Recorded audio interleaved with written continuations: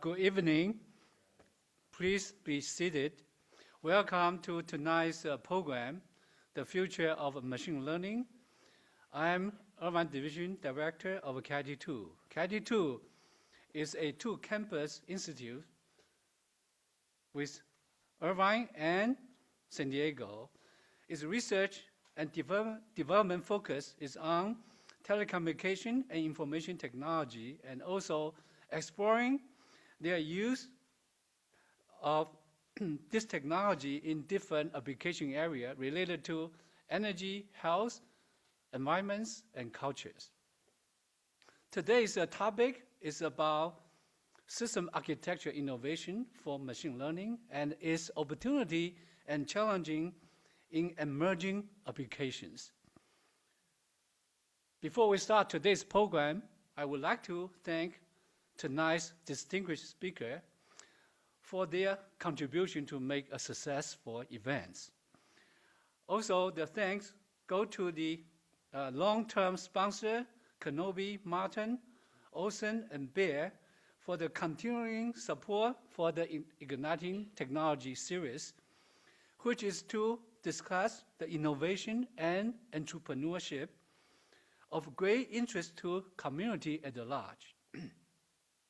I also like to take this opportunity to thank all the audience for spending your precious time at the evening with us, allow us to exchange ideas with you. And after tonight's event, please join us for the reception and networking. So we do have a reception dinner, and networking, I think this is the way how we promote the collaboration. So please stay after the presentation.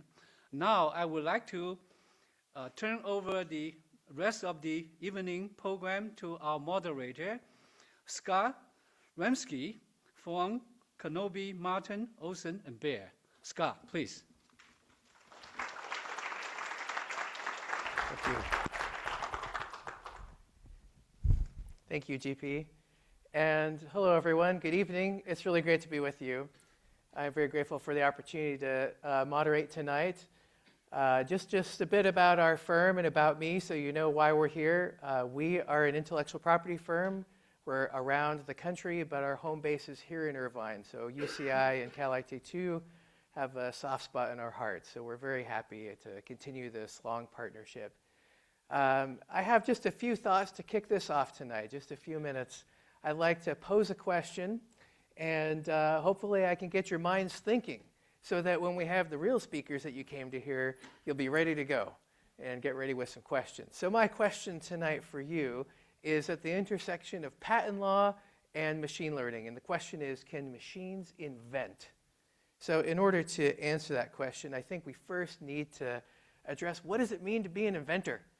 An inventor is someone who invents something cool. A cool idea that comes into your mind and you know how to do it. Steve Wozniak over here on the left invented the Apple I computer. Steve Jobs, as far as I know the story, some people might know it better than me, when he saw the neat computer that Steve Wozniak could put together, he said, well, let's go and sell that thing. So that would not make Steve Jobs an inventor. You have to be the one that comes up with the cool idea. So let's think about another scenario here that's really common. Let's say that you've come up with a neat new idea and you tell someone, maybe it's a graduate student or maybe someone at your company, to code that up. And they're just implementing that idea. They're not an inventor. It's the person that came up with the idea. So when have you invented something? It's really when you've solved a problem. Necessity is the mother of invention, right? You can tell from both sides, necessity is at play here. But the real question is, what if the machine solves the problem? What if there's some algorithm, some neural network or genetic algorithm or whatever it is that solves a problem and it comes up with a new solution? Is that something that makes a machine an inventor? So there's a couple examples of patents that have been filed where the listed inventors claim that actually it was the machine that was the inventor. This is the face of a patent. I've kind of squished it a bit and so you can see it on the slide. But this was filed back in '98, 20 years ago. It expired last week. And you can see I've highlighted Stephen Thaler, who claimed to be the inventor of this specialized neural network. But he later said it wasn't him that invented it. It was a computer.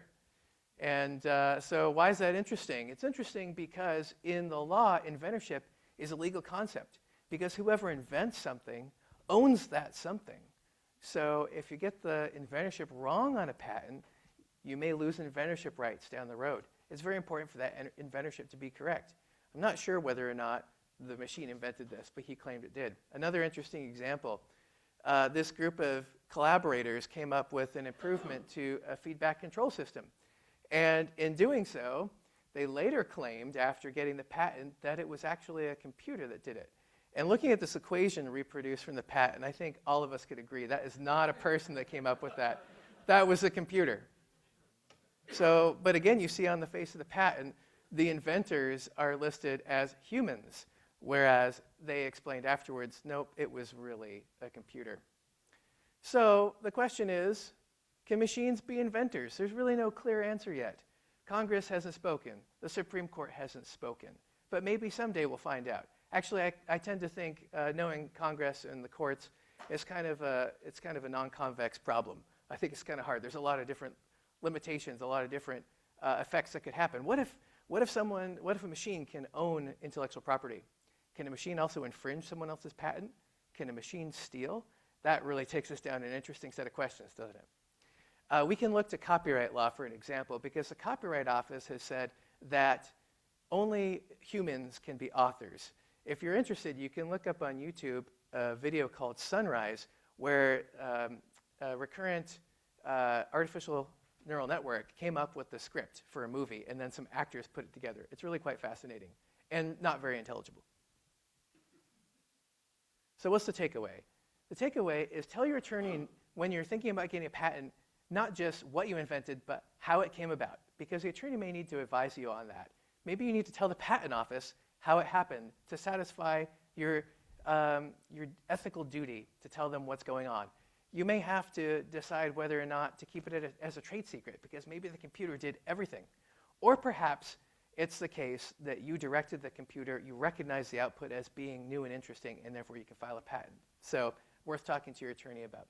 Anyway, I hope that was interesting and informative to you. Now we're going to move on to what you really came for, and that is our speakers. So I'd like to introduce Charles Fowlkes, who will be our first speaker.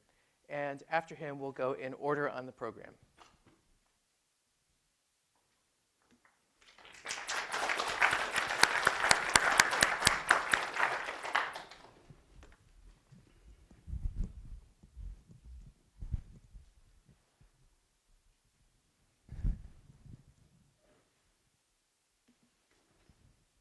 All right, thank you. My name is Charles Fowlkes. I'm a professor here in the Department of Computer Science, and it's a pleasure to be starting off the program tonight. And I want to just, for the most part, provide some general context to this topic of the future of machine learning. So as someone who spent my childhood with a nose in the book of various science fiction novels, it's quite refreshing these days to walk past an airport magazine stand and see things like this on the cover.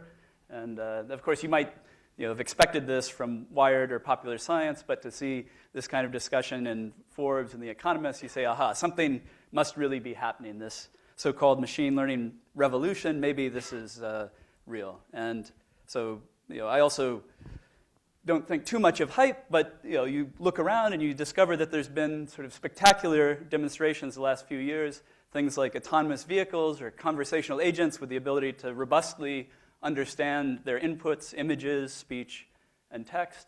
And when you eyeball this, you see prospects for even greater sort of impacts, machine intelligence on scientific research, manufacturing, commerce, health, and so on.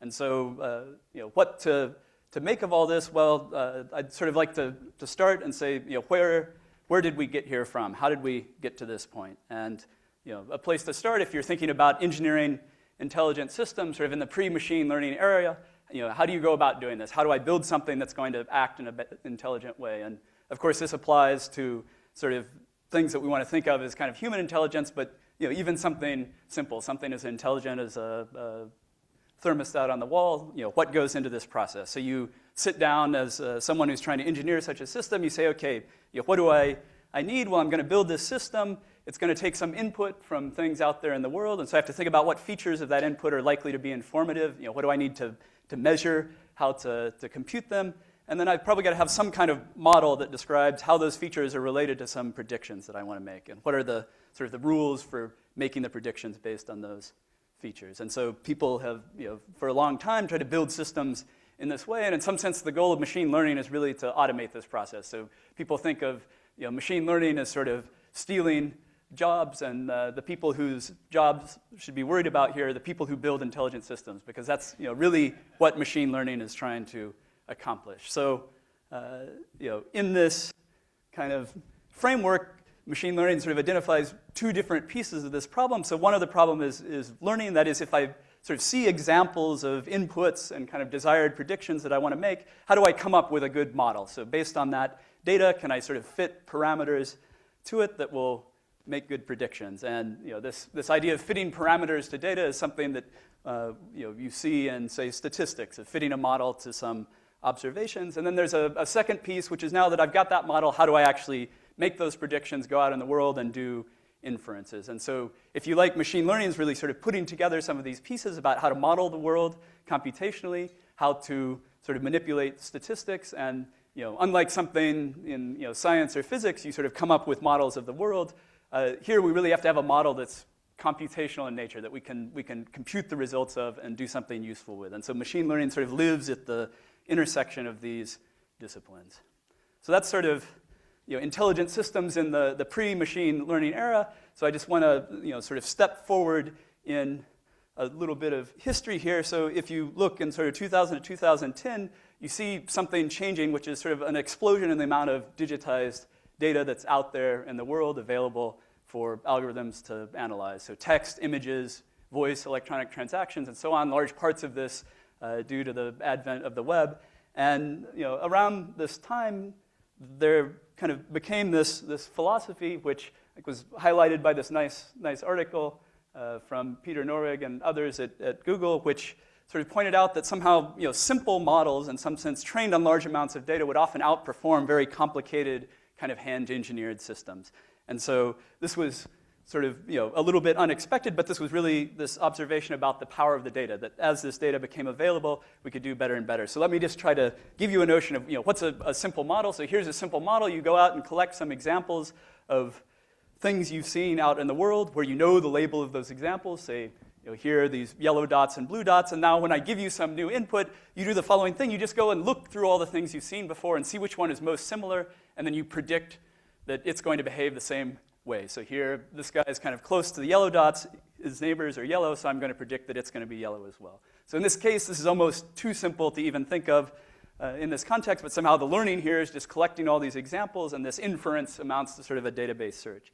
And the reason I point this out is this kind of highlights the power of data. So say you want to make some predictions about images. You're looking through my photo collection. You say, where was this photo taken? And so if the database I have is a few of these other cathedrals here, and I say, what is this that I'm looking at? Well, you have to be pretty smart to figure out, because visually that looks like these three here, but in reality it's Notre Dame up in the top. And so to understand that those are really the same thing, you have to somehow know a lot about how objects look under different perspectives and sort of think about the 3D shape of this thing to make this inference. But if you go out to the internet, where you have sort of internet-scale collections of images, I say, where was this photo taken? Well, somewhere out there in the world, someone's taken almost this exact same photo, right? And now the problem of deciding that these two are the same thing becomes much, much simpler. And so that scaling up of the data really makes things like this conceivably work. So here's another kind of simple model from that era, a little bit more complicated. Now we've got an equation on the slide,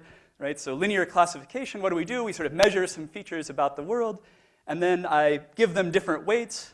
Say some weights are positive, some weights are negative, and sum up those features with the weights, and if the final score that I get is greater than some threshold, I declare a hit. So imagine you're trying to detect spam in email. The features here might be how many times did each word in the English language or pair of words occur in that email. So there's tens of thousands of possible features. I give them each some weights, whether they tend to happen in spam email or not, and now sum those up and try to score this email as something that should be spam. So this is, again, a very sort of simple model, but when faced with a huge collection of examples to analyze, this model can start to make very nuanced decisions about sort of what's in the data and whether, say, something should be filtered or not. So that was sort of the era of data coming online. And then something else kind of happened around 2010, which is that suddenly you started seeing these new sorts of breakthroughs. So in particular, breakthrough improvements in speech and image recognition. So over here on the left, I'm showing plots of sort of errors in transcribing speech from audio, a benchmark known as switchboard. And around 2010, suddenly, whereas 2005 to 2010, the curve's flat, suddenly it drops off by a substantial amount. Over here on the right, I'm showing image classification error rates, predictions about the content of an image. And again, here you see this thing where suddenly between 2011 and 2012, sort of the error rates suddenly drop. And so what was going on here, people suddenly came upon this new realization that it was actually possible to build very big, kind of flexible models trained on large amounts of data that could outperform those sort of simple models that I described in the previous slide. And so what were these models in particular? Well, in this case, the advances I'm talking about were built on what are known as deep neural networks. And I'll say the following thing, that in some sense, these are very simple models. So they look like the linear model I showed you before, but sort of replicated many times in a hierarchical way.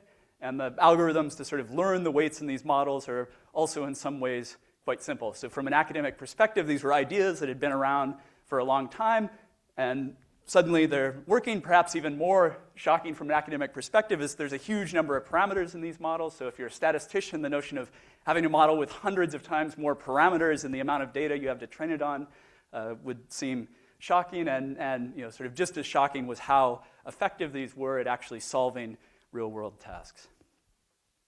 So this is deep neural networks. I use this in my own research here at UC Irvine, the Computational Vision Lab. So we look at problems of image understanding, recognizing objects and scenes, say as you might see from an autonomous vehicle, people, cars, elements of the street, signs, and so on. In the bottom, recovering the shape of an object from a single image, so trying to estimate what is the shape of that thing I'm looking at, as well as other kinds of applications to biological image analysis, tracing neurons in images of the heart here, or analyzing forensic evidence. And so these sort of deep neural networks we use in all of these kinds of systems. They work incredibly well. And for someone at a distance, you might say, well, what happened in 2010? Why did you suddenly start using these ideas? Why did they suddenly start working? And so there's sort of the missing link here in some sense, which I haven't told you about yet.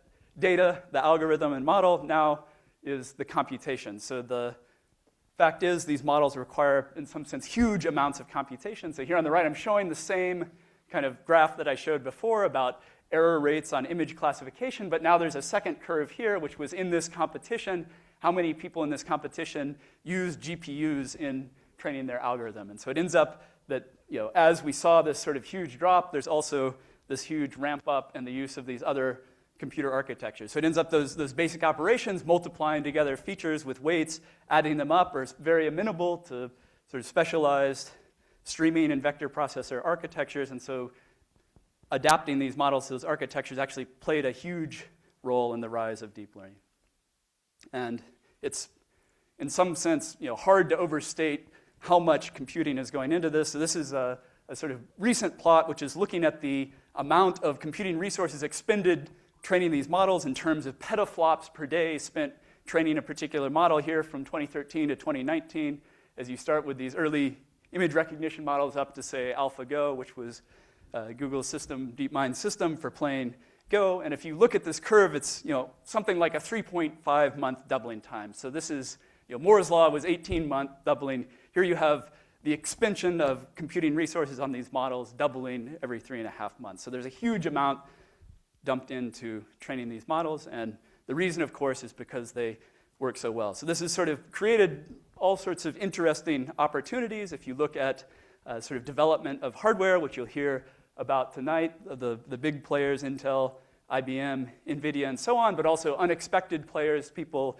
like Google, Microsoft, Facebook, developing actual hardware solutions in order to implement these sort of machine learning algorithms. And 10 years ago, if you'd asked someone whether it was a good idea to start developing new chips, they probably would have suggested maybe that's not such a good idea. And now suddenly you have $1 billion dumped into startups also developing chips targeting this kind of specialized computation.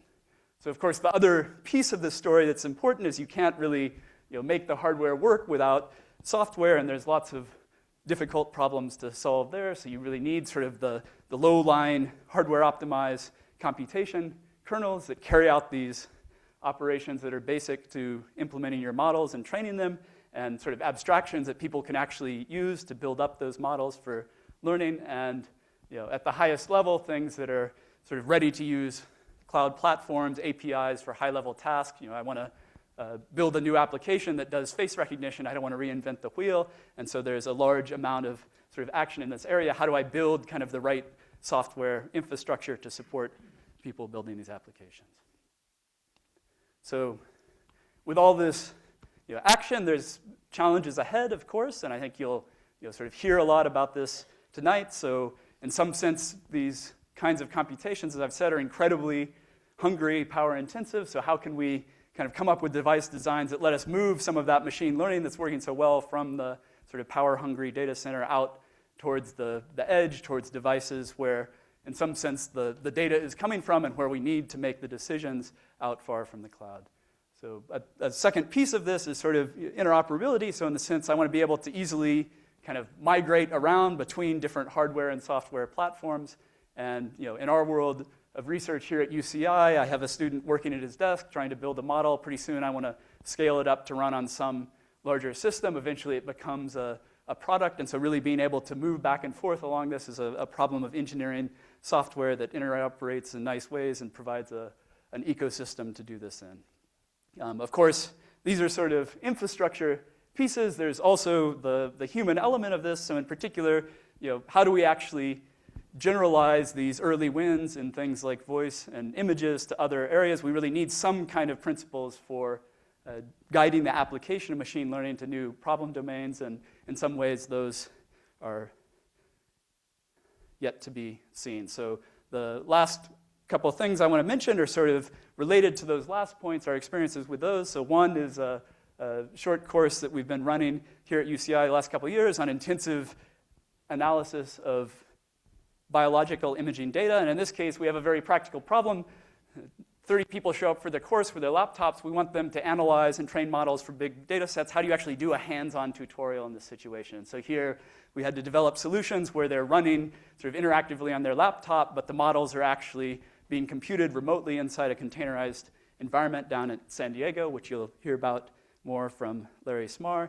And then the second thing I wanted to do here was make a plug for a new lab that's opening here in Cal IT 2, which we're calling Data Think Tanks. This will be a lab space upstairs here for creating more of this regional ecosystem where faculty and students and industry can come to experiment at the leading edge of AI and sort of develop that expertise in terms of engineering disciplines. So I'll stop there and welcome the next speaker.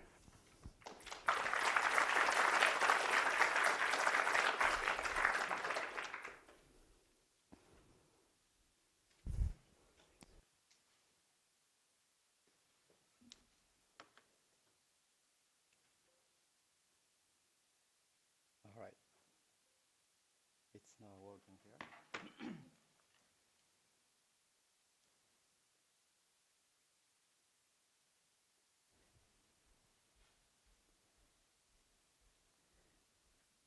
How come it's not projecting? Anybody know?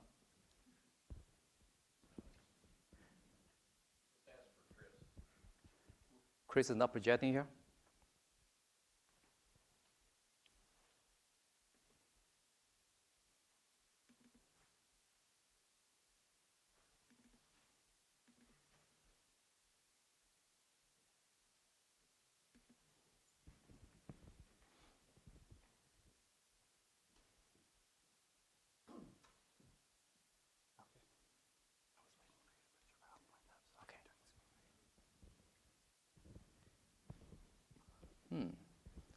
I guess something wrong with my slide. Anyway, it's supposed to be machine learning at supercomputer speed. I think they dropped the machine because all of you learn how to do learning already. You don't need a machine anymore. So thank you, Charles. You did a great introduction and made my life much easier. So now you all become a expert on machine learning.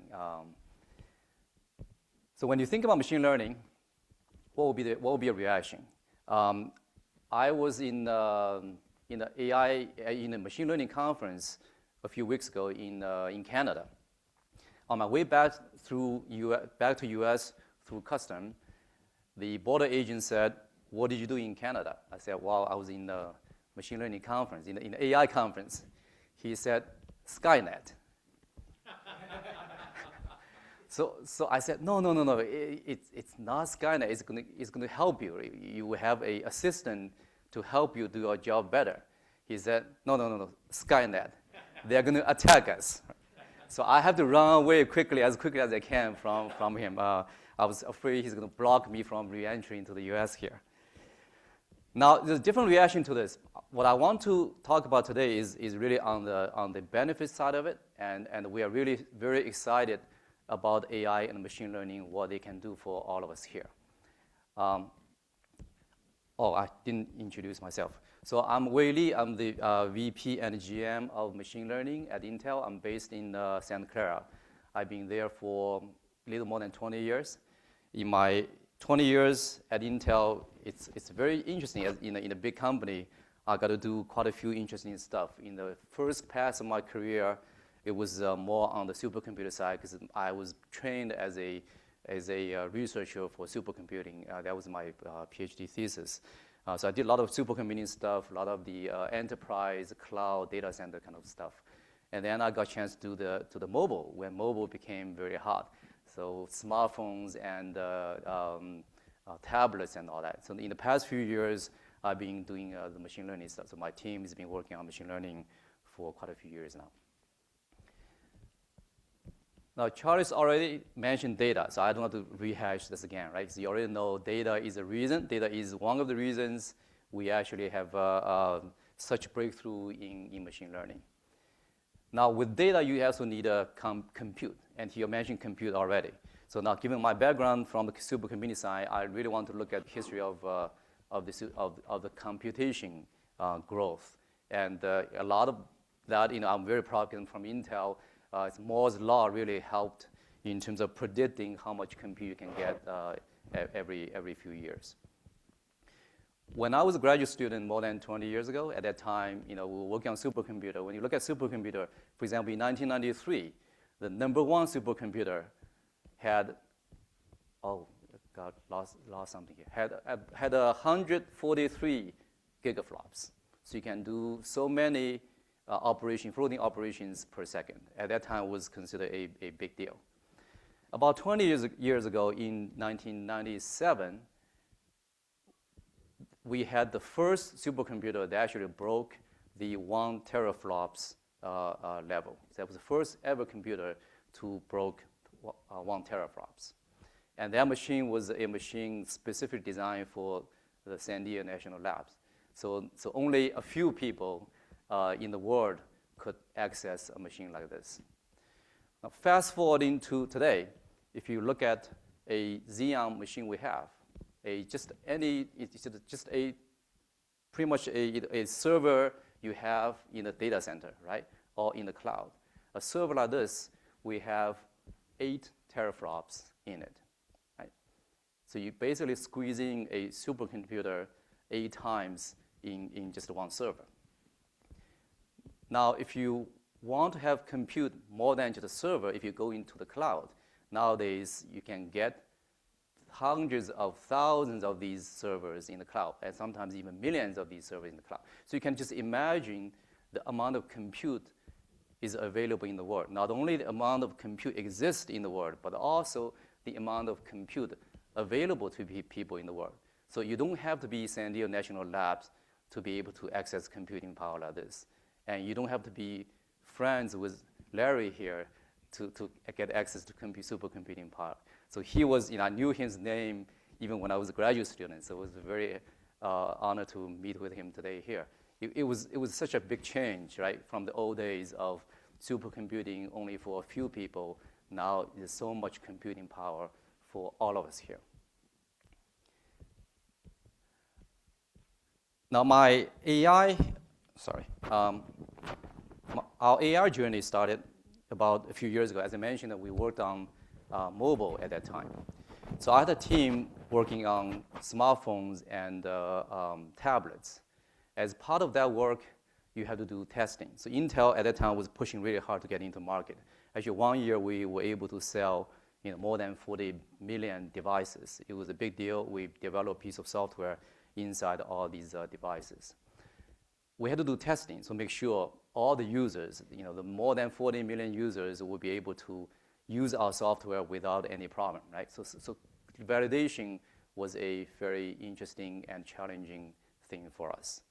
And at that time, we had to hire people to do validation, because when you think about these applications, they tend to be GUI games, right? So Angry Birds. Anybody played Angry Birds, right?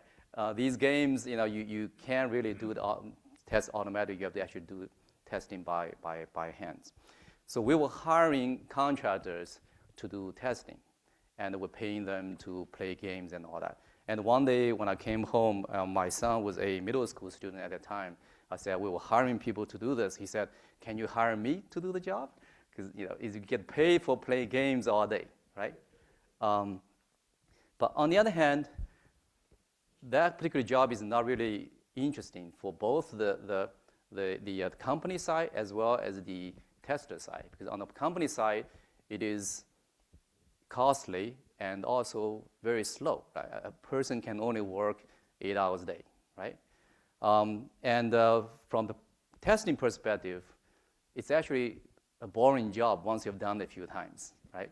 Just imagine you keep doing the same game again and again every day. So we actually had one day we hired one person, that person quit on the same day. So it is not really an exciting job after all, right? Now we eventually built a robot to do testing for this. And our robot used machine learning, used AI to do image recognition and play games automatically. Eventually we were able to detect more bugs than human testers. So it was actually very effective. Now, during that process, we also learned something, which is when you think about performance, when you think about building machine learning models, it's more than just hardware.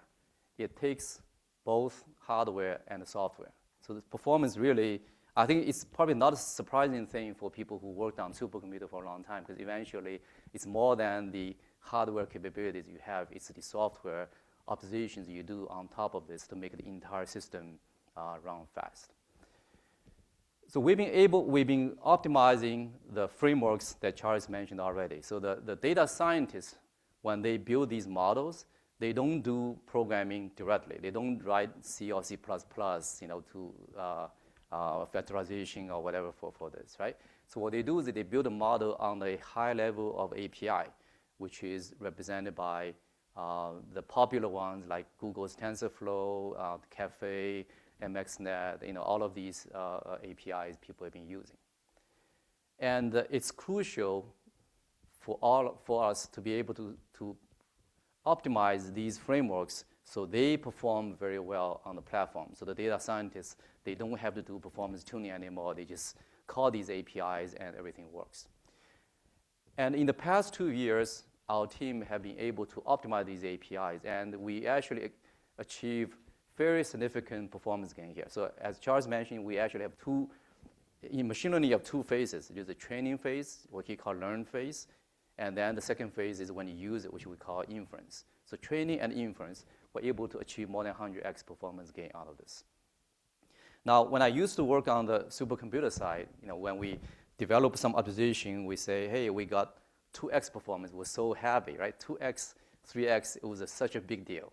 And then when I went from supercomputer to enterprise applications, so I had a team working with a big database company, trying to optimize databases. And over there, like 5% big deal, right? So we do all kinds of stuff. Eventually, we got 2% here, 2% there, eventually add up to a few things.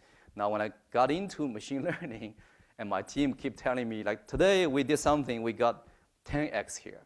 Tomorrow, we got something called 20x here, right? So eventually, these numbers are all very huge. And really, it reflects the fact that software does make a huge difference if you want to tune these things here.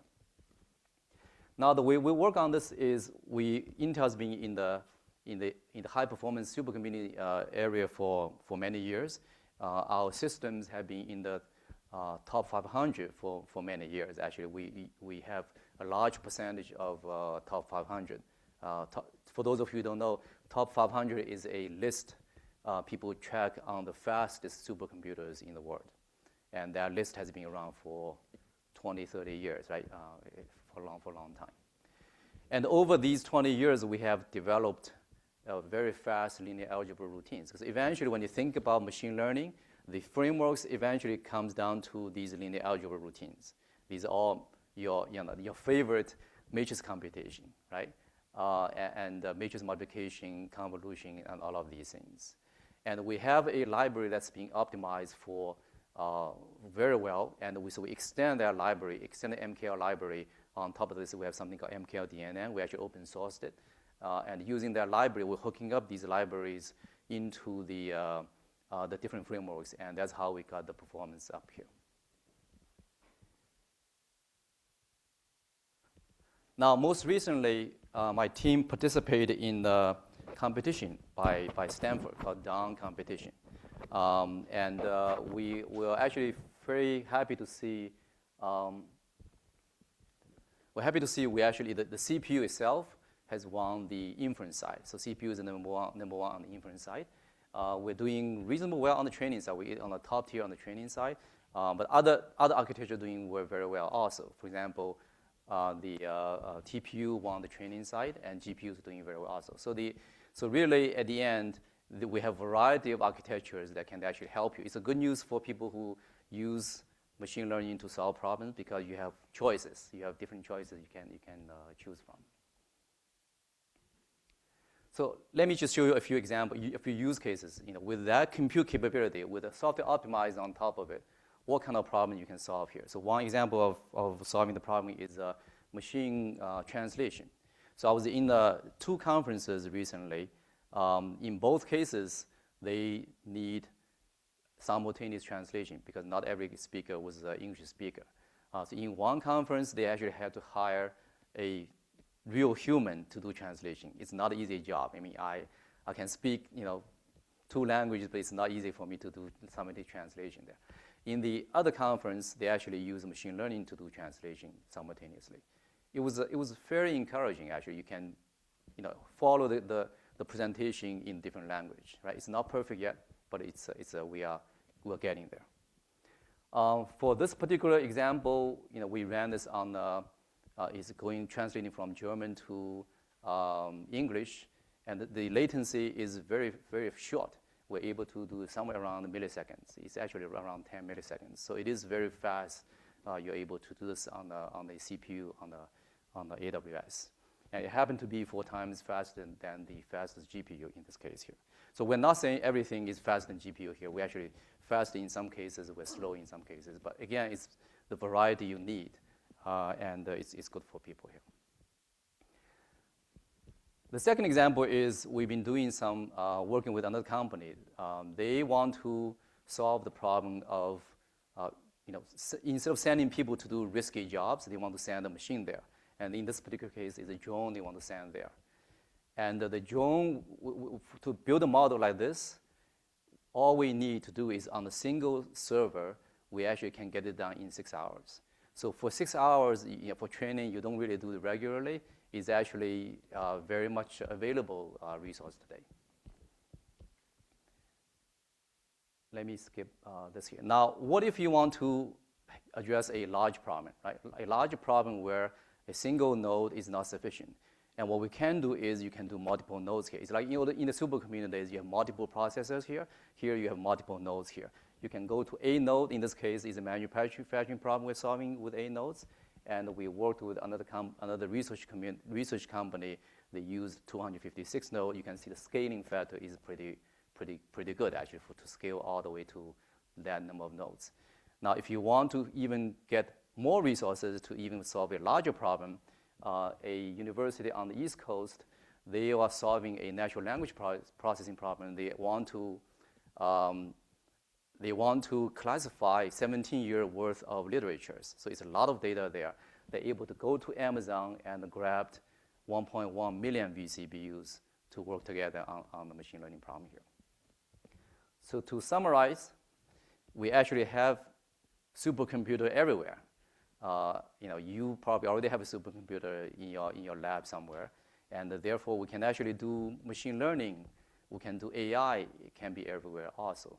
And any of you can actually just grab the resources, do some interesting machine learning work here. Thank you.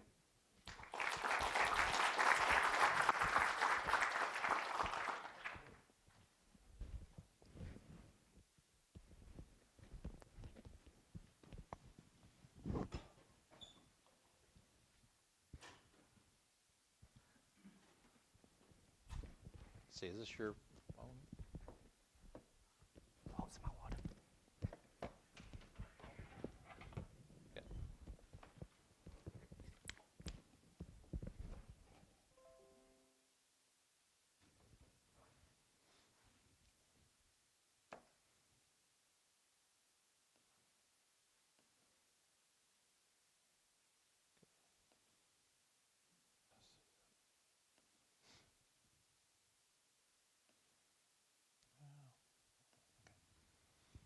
So I'm Larry Smarr.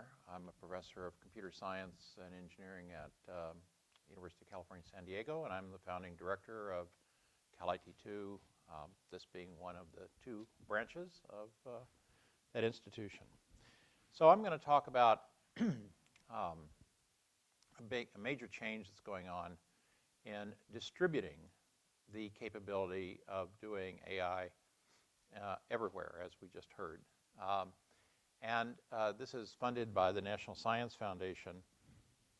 Due to some work that we did and others in the Department of Energy, they came up with this notion of if you've got all this greater and greater scientific data, it's on the campus, how are you going to get it across the networks?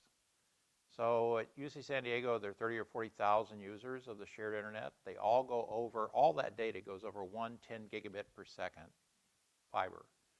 What we're doing is giving you the 10 gigabit. So it's about 1,000 times the bandwidth of the internet. And the NSF, in a call for proposals, has funded over 200 campuses to build these, what are called DMZs, data specialized networks. Here's an example of one for just one campus that does microbiome research. And you can see these speeds all the way across. Remember, all of the network speeds on the campus are going through one of those. And this is just one of 30 or 40 labs that are doing this. And the same thing goes on here at Irvine. Well, the big innovation is, if I come in and say, you've won the lottery, here's an optical fiber, plug it in. And you say, well, where's the Blue Cat 6 stuff? I know how to do that, but where do I plug this in? And of course, there are network interface cards that can do 10, 40, or 100 gigabit interface now. So we build these rack-based, we build on the commodity networks, of the commodity PCs, because they get better every year on somebody else's nickel, like Intel's. We don't have to pay for it. And so what it means is you can put an amazing amount, as we heard earlier. So these individual devices can have up to 160 terabytes of rotating storage, multiple terabytes of solid-state disk, and then these very high-speed networks. And in fact, we now, if all you want is a gigabit per second, we can give that to you for $250 that you can plug in. In fact, we're training people all over the country in how to do this, and then they take these home with them and plug them into their networks. And so what was the next obvious step is, well, can we take all these campus DMZs and link them together into a regional scale? And so we wrote a proposal on PI of about 2.5, 3 years ago, and using the California Research and Education Network backplane, which is funded by all of the campuses that link into it, as well as the K through 12, then we can link all of the researchers on the campuses, not just campus gateway to campus gateway. That's what was already being done by the Scenic Network. This is up on the 4th floor here to the 3rd floor in some other department and some other campus. And what we want to be able to do is show that you can get say, 9.6 gigabits a second, disk to disk, through all those intervening networks, the campus network, the wide area network, another campus network, the building network, and we do that every time. We between 30 or 40 of these things now, we send 10 gigabyte files 4 times a day and measure the resulting speed, and it's like that. So this is the original PRP, the California up to Washington, out to the National Center for Atmospheric Research in Boulder, into Chicago. And as of last month, that's been extended through collaboration with Internet 2 to the Great Plains Network, all the central states, Texas, and then the NISRNet, the East Coast. So we now have a prototype of eventually a whole national research platform for all applications of scientific big data connecting all the universities in the country, which will emerge in the next 3 to 5 years. And so then on that platform, to see if it is useful, we have put together over 50, by now 75 different leading edge scientists that are using big data in telescopes, particle physics, virtual reality, climate science, biomedical, genomics, metagenomics, and so forth. And they all have multi-institutional teams, so they're in different campuses, and they need to collaborate between the different people. Like, for instance, here, Professor Sarush Sarusian is working with the Scripps Institute of Oceanography, and so we have put these Fionas, these flexible, these flash I/O network appliances in both of those.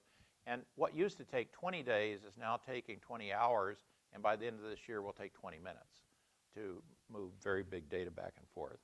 Here's just an example. This is from the 5th floor of the physics department in UC San Diego to Fermilab outside of Chicago. And you can see that this is sustaining, and these are in unit, these are over 5 minutes. So this is sustaining for 15 minutes or 20 minutes, 30 gigabits a second. And that's with a 40 gigabit interface. It's being upgraded right now to 100. So these are very, very different speeds. You just can't do this over the regular internet. So we've deployed these Fionas, these big data PCs, and all these places. And then I don't have time to take you into Kubernetes, but that is what is really changing everything. So software is all being containerized, put in containers, and then the orchestration system for those containers across distributed systems. Think of Google's data centers worldwide, all connected by fiber optics, doing 1 billion searches a day, and every time you do a search, it breaks things up and has multiple copies of it in data centers all over the world. Don't have any humans in the middle of that. Totally automatic. And that's what Kubernetes does, and that's been made open source, and now almost all companies have adopted it, including all the clouds. And so now you have the ability for software just to move fluidly all over this distributed computer. And we're deploying about, I don't know, a couple of petabytes, a couple of thousand terabytes of rotating storage across this year.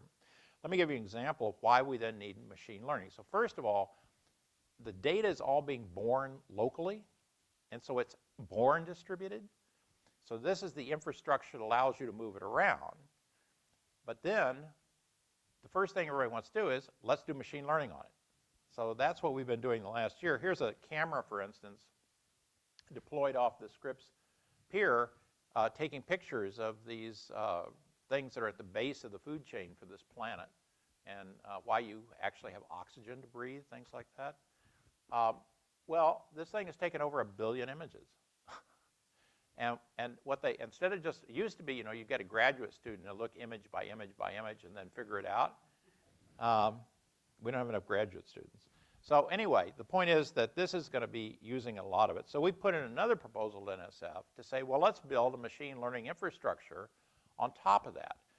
And essentially, in this case, what we're doing is we're putting 8 of the NVIDIA 32-bit single precision gaming cards in the back of these PCs. They got slots, right? Well, that's slots where the gaming cards go, so you can do gaming.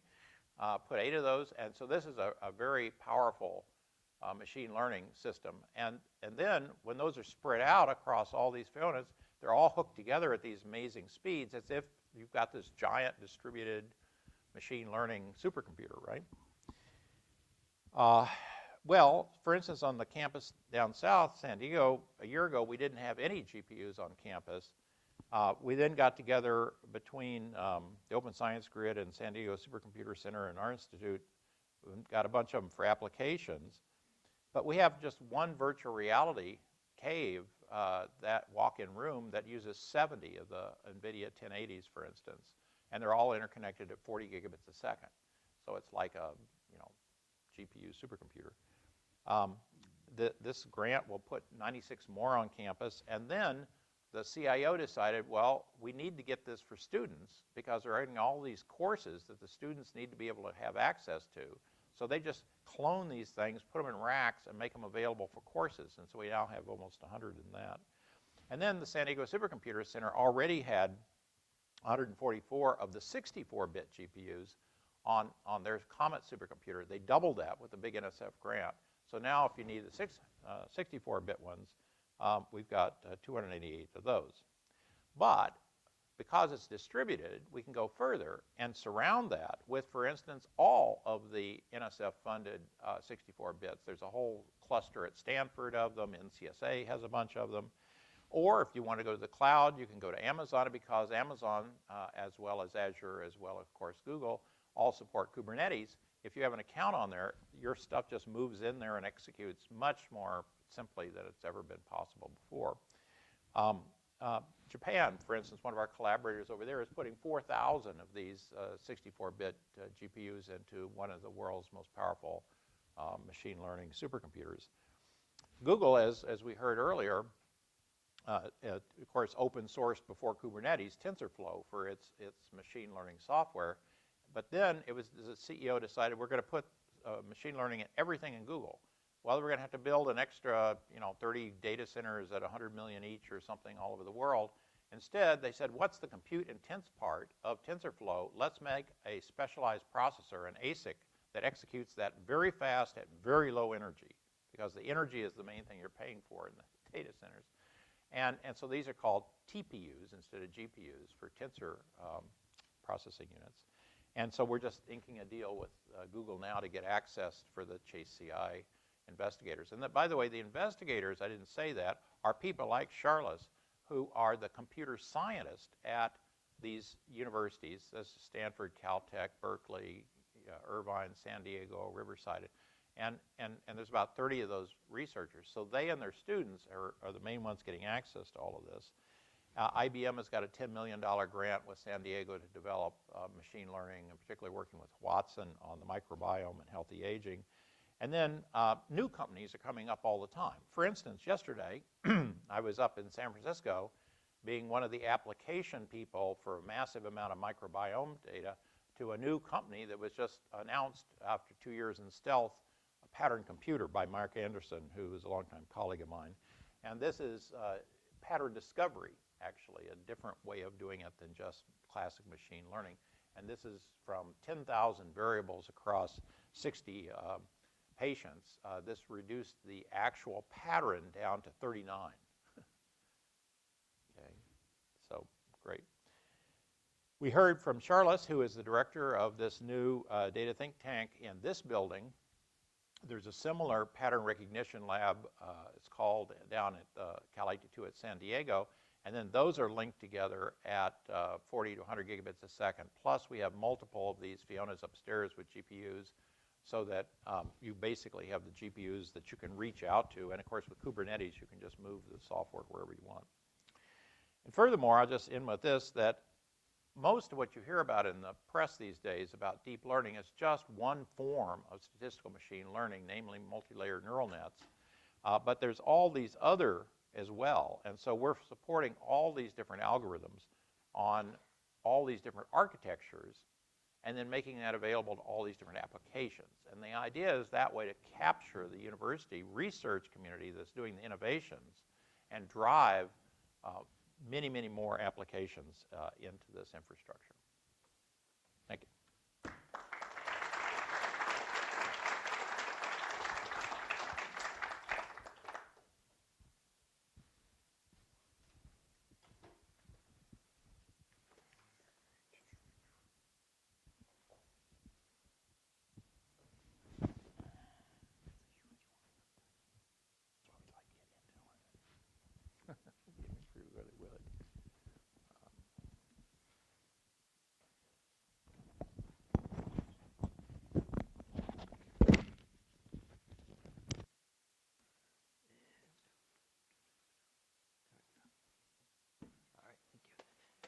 Thank you.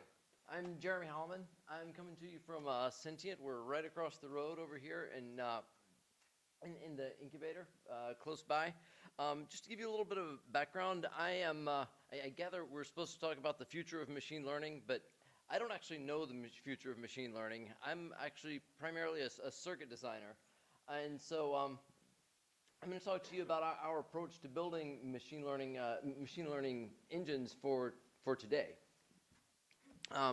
We're a semiconductor machine learning company focused on building machine learning chips to bring inference to the edge. So no matter how awesome those Xeon servers that you can now readily get are, you still don't want to put one in a hearing aid, for example, or probably in your pocket. And so what we're trying to do is bring comparable levels of compute power to devices that are extremely small, extremely low power, so you can put it in a drone, a watch, a hearing aid, in practically anything.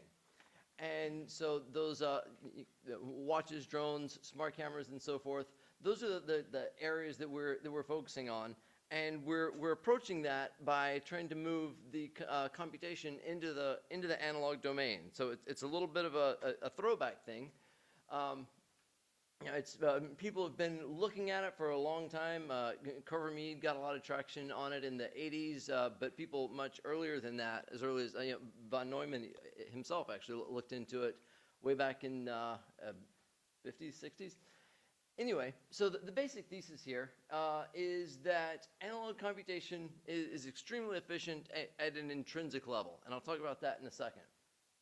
It also keeps the information local, which is super important because a lot of the energy consumed with machine learning is associated with moving data back and forth. And the fourth piece is that neural networks are robust. You can throw all kinds of garbage at them, and they magically soldier on and come up with the right answer, even with pretty low quality computation. And so starting off with that fundamental efficiency thing. We talk about numbers of bits and so forth, and what that really means is is resolution. How small of a difference can you detect relative to the size of your overall signal? In the analog domain, what that really comes down to is electrical noise. Now, we don't have to dig into it, but that's the equation for the electrical noise in a transistor operating in subthreshold with very small currents. If we refactor that, then we get this expression for the energy associated with a single multiply. And so that tells us a couple of things. One, if we plug the numbers in, it's super low. It's about 20 femtojoules for an 8-bit multiply. That's fairly low compared to digital, but not super low. But if we can push the bits down, we see that the number of bits is in the exponent right there. And so if we can operate with, say, 3-bit resolution, it's 1,000 times lower. Current state-of-the-art is sort of in the 1 to 20 teraops per watt. But the fundamental limit of analog computation is somewhere down in the 100 petaops per watt. Now, we can't achieve that today because there's a lot of plumbing involved. But it's important, in my opinion, to keep an eye on what the fundamental limits are, so that, because that's what we should be aiming for. So the bottom line here is that modest precision arithmetic can be done with great efficiency. The next piece is, if you build circuits, if you build analog computational circuits, it's possible to store the weights, the coefficients, physically in the same transistor that is performing the multiplication. And what that means is that you don't need to pull weights out of cache or register file, and they're just already there. As soon as you turn the device on, it's there. So just for reference, a single fetch from a 32K SRAM, a pretty small chunk of memory, really, is about 20 picojoules. Go back to compared to the actual cost of doing the multiplication itself. Once you get the data there, and you can see that memory traffic is huge. So the two ways that we approach that are, like I mentioned, keeping the weight stored in the device itself, and then having a data flow architecture. So instead of doing a computation, sending the data out to memory, and then pulling it back when we need it, we mush everything together so that the outputs of a single layer flow right into the inputs to the next layer. So those two things are the key to our are two of the keys to our strategy. And then the next is the robustness. So now we're going to take a little bit of a detour into sort of, if analog is so great, then why is everything that I see digital? And part of the answer is everything you see isn't digital. There's a lot of analog that you're not seeing, but it's noise immunity. So we start off with a signal up here, ones and zeros. It gets noisy, and then it goes through a layer, and magically you get the ones and zeros back out again because digital logic restores its value. The good thing, though, is it doesn't have to be limited to digital logic. We can have restorative analog circuits. So, for example, we could have a few layers. We have a signal, it gets noisy, and then we somehow snap it to some intermediate values, and we've recovered our original signal, but we're also able to convey multiple bits of information on a single wire. So this signal restoration property is not limited to binary systems. Now, when we do that, we have to decide how finely grained we want that signal to be. And what that boils down to is that if we process only a small amount of information, we have to glue together multiple operators to get the overall answer out of the system. So digital circuits do that very naturally. And so, for example, the way you would do multiplication is to break it up into these partial products of ones and zeros, and then you add it all up. We can do the same thing in analog, where we break it up into, say, if we have a 16-bit multiply, we break it up into a bunch of 4-bit multiplies, and then we can shift and scale and recombine the circuits. And so the key thing is, every step here, if you generate a little bit of noise, things are off by a little bit, you have some errors, and then you snap it back. Just like that digital signal, but you snap it back to some finite set of levels. Now this is the principle that I'm describing, but it's actually a terrible idea. This will work, but it'll be horribly inefficient because all of this plumbing has to be pretty precise, and you have a lot of overhead. But this is doing this discretization between stages explicitly, but it doesn't have to be explicit. Machine learning systems, in a lot of cases, will actually do something very similar, but implicitly. And so, let's see, if we take an example, we'll skip that. So one really basic machine learning algorithm is called k-means clustering. And a lot of you are probably familiar with it, but in case you're not, the basic idea is we have a bunch of data and we're trying to group them into clusters such that members of a single cluster are similar to each other and different than members of the other clusters. So the way it works is we generate we take some random guesses at where those clusters might be. We start bringing data in, and then when we see something, we assign it to the cluster that's closest to it and bump that just a little bit closer to that piece of data. We do that lots and lots of times, and eventually the clusters, the centroids, find the clusters of the data. So the nice thing in this case is that if we see some data and then we assign it to this cluster, if we had a little bit of error, it was actually right here, but we thought it was going to be right here, in most cases, we're going to wind up with the right answer, and we've kind of snapped that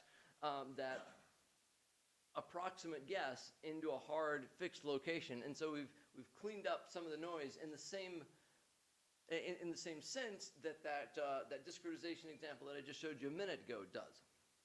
So when I was at the University of Tennessee working with, well, that's not what I wanted, Itamar Rel, he had developed a deep learning system which is built out of all of these clustering layers, and it was a hierarchical thing, so you'd start off with pixels and then gradually progress through layers, processing more and more abstract and spatially extensive knowledge as you move through the layers. Each of these just performs a clustering operation on the data that's provided to it. And so we mapped all of those mathematical operations to circuits and built those circuits. And so we built a chip that actually does this machine learning algorithm. Let's see, we'll skip that part. So now we come back to that notion that machine learning, it can be very robust, and neural networks are robust. And that's a nice notion, but if you're going to build something, you want it to work, and we need to actually figure out how robust is it, and is this notion that garbage arithmetic can actually get you the right answer, is that even true? And so we built a model of the algorithm and looked through the circuit and said, all right, well, in this case, we're going to try to make a copy, but it may actually be off by plus or minus 20%. And over here, we're going to try to give you a x squared operation, but it may be x to the 1.8, it may be x to the 2.5. If it's really off, maybe it'll be x to the 4. And how bad can it be before and still get the right answer? So it's sort of the classic underachiever kind of approach to things. Like, how much do I need to do on this project to pass the class? Most of the underachievers don't build a MATLAB model to answer that question. But nevertheless, that's the approach we're taking. So we put all these error terms in, and we gradually crank up the badness on all of them. And what we find is that it can be really, really bad and still get the right answer. So as we crank up these errors, it's starting to fall apart it's starting to see noticeable degradations when the errors are about 10% of full scale, but it's really hanging on up until maybe 20% or so. So what that tells us is, at least in this one case, we can do a pretty bad job and still get by, which is awesome, because that means that our transistors can be very small, minimum size. They can be biased at very low currents, offsets, thermal noise, all that stuff we're going to throw at it. It can handle it. So we built it. This is actually just the clustering, but and it's actually operating in 8D, but the screen is only 2D, so that's what we're going to go with. And so we start those centroids off in a certain place. All these green dots are data that we presented to the chip, and you can see the centroids gradually find the cluster that they're looking for. All right, and so then this is several years ago. We built the chip, measured it, compared it to an ideal MATLAB model of the same algorithm. We get the same answer. This is basically a character recognition task where we gradually crank up the number of pixels that are corrupted, and as you would expect, as you corrupt more pixels, you get more wrong answers. But the chip got the same number of wrong answers as a MATLAB model. So the bottom line is it works. All that error modeling stuff that we were doing paid off, and then we compared it to a digital equivalent in the same technology node. We got about 2.5 orders of magnitude lower energy. So that, I think, is kind of the punchline of the promise of analog machine learning. And we're taking that same approach at Sentient. We've revised the architectures a good bit. It's actually a much simpler architecture now than we have before. But the lessons that came out of that is that you have to question the assumptions. So if everybody's doing the arithmetic in 32-bit, with 32 bits, and somebody's saying, well, maybe 16 bits is enough. Okay, is 2 enough? And in a lot of cases, 2 is enough. But you have to ask the questions. You have to run the tests. And at least so far, I haven't seen anything where we can analytically take an algorithm and say, how much precision does this need? Why did this work but this didn't? So what we wind up doing is running. It's super empirical. We run lots of experiments and we burn lots of cycles on your machines up at AWS. So thank you for building those. We also bring experts from the two sides of the equation together. We have our machine learning people sitting, and then 4 feet away are hardware people, and we are eventually learning to speak the same language. And that, I think, it's harder. It's hard, but it's totally worth it.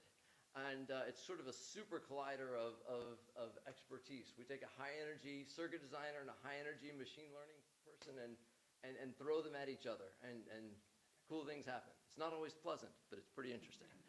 All right, so that's it. Thank you very much.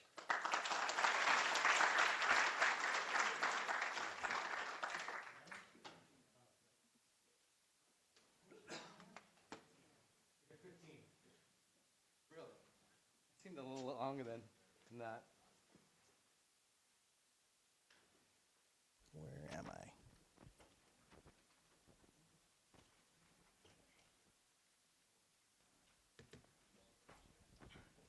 Does this work? It does.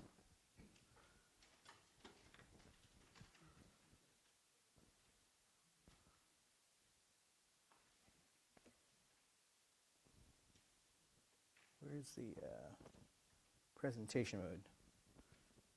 Where's the presentation mode on it? Is that it? Assume so. Okay, my name is Henry Wong. I'm from Oxiato. I'm actually originally from Intel. They actually pulled me out of retirement. I retired about 2 years ago after like 34 years of development over at Intel. And what pulled me out of retirement was really the technology that's built behind this company and behind the devices that I'm going to go ahead and show you. But there was certain motivations that brought this company to to one of its solutions. And actually, the base architecture has been in development for well over 5 years.